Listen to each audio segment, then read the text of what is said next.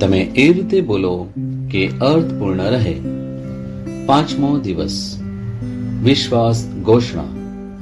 હું જાહેર કરું છું કે મારા જીવનમાં પ્રભુ કોણ છે અને તેમણે જે કર્યું છે તેના માટે હું આભારી છું.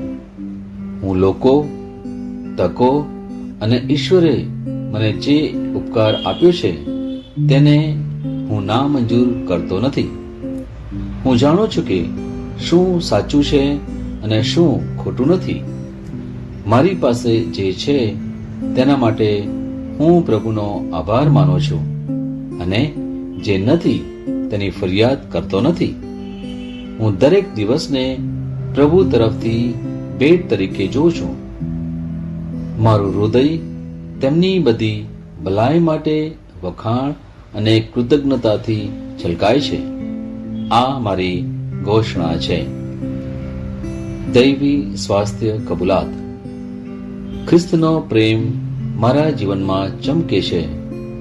હું ઈસુમાં સંપૂર્ણ રીતે પૂર્ણ છું અને તેથી મારા શરીરની તમામ પ્રણાલીઓ કાયમ સારા સ્વાસ્થ્યમાં શ્રેષ્ઠ રીતે કાર્ય કરી રહી છે.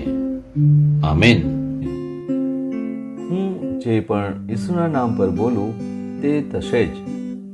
હું મજબૂત છું, હું તંદુરસ્ત છું, હું ધન્ય છું, હું સમૃદ્ધ છું, હું શક્તિશાળી છું, હું અભિષિક્ત છું, હું મુક્ત છું, હું પ્રભુનો વિશ્વાસી છું, હું પ્રભુ અને મનુષ્ય દ્વારા પ્રિય છું. હું જે જોઉં છું તે નથી બોલતો, પણ જે જોવા માંગુ છું તે બોલું છું. હું એક અવિભાજ્ય બીજ છું. હું મારા પ્રભુના ઘરમાં સારી જમીન પર રોપાયો છું. હું મારા ઈશ્વરની વાડીમાં નારિયેળના ઝાડની જેમ ફૂલું ફાલું છું. હું ખરા સમયમાં મબલક પાક આપું છું. હું પ્રભુમાં તાજા લીલા વૃક્ષો જેવો છું. હું વૃદ્ધાવસ્થામાં પણ ફળધારક રહીશ. મારા પાન કદી નહીં કરમાય. હું જે પણ પ્રભુ ઈસુના નામમાં કામ કરીશ તેમાં સફળ થઈશ. ઈસુના નામમાં વસ્તુઓ હંમેશા મારા માટે કામ કરી રહી છે. હું ખ્રિસ્ત ઈસુમાં દરેક આત્મિક આશીર્વાદ મેળવનાર છું.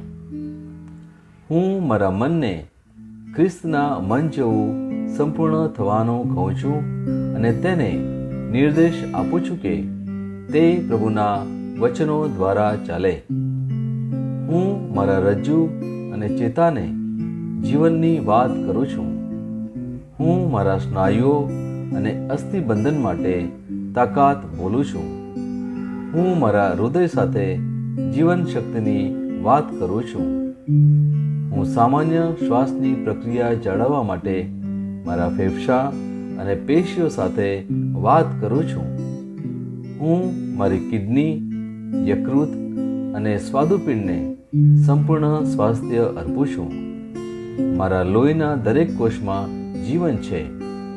મારા હાડકાં સાદા અને નાજુક અસ્થિઓ ગોઠવાયેલા, મજબૂત અને મક્કમ છે.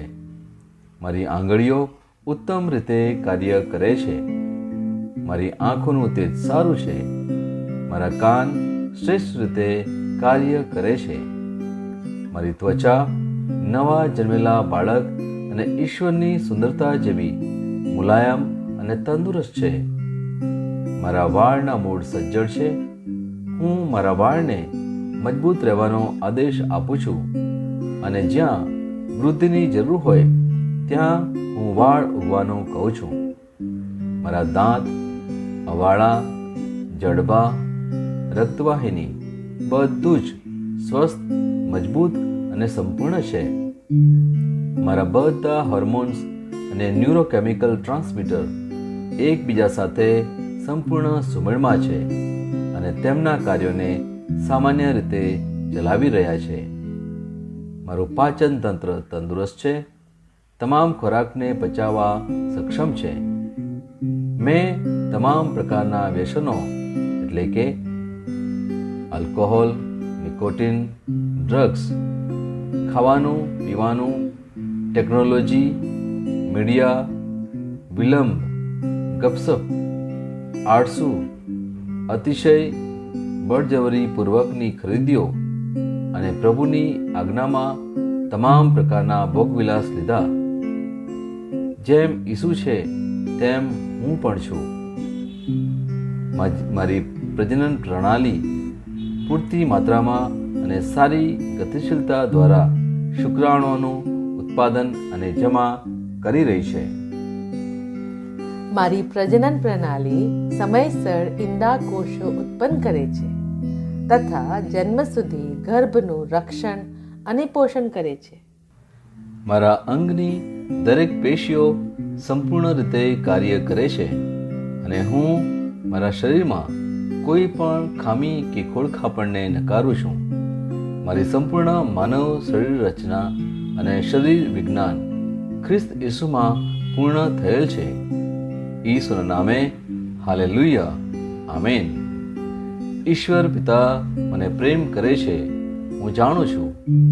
ઈશ્વર પુત્ર મને પ્રેમ કરે છે, હું જાણું છું. ઈશ્વર આત્મા મને પ્રેમ કરે છે, હું જાણું છું. ઈસુની જય.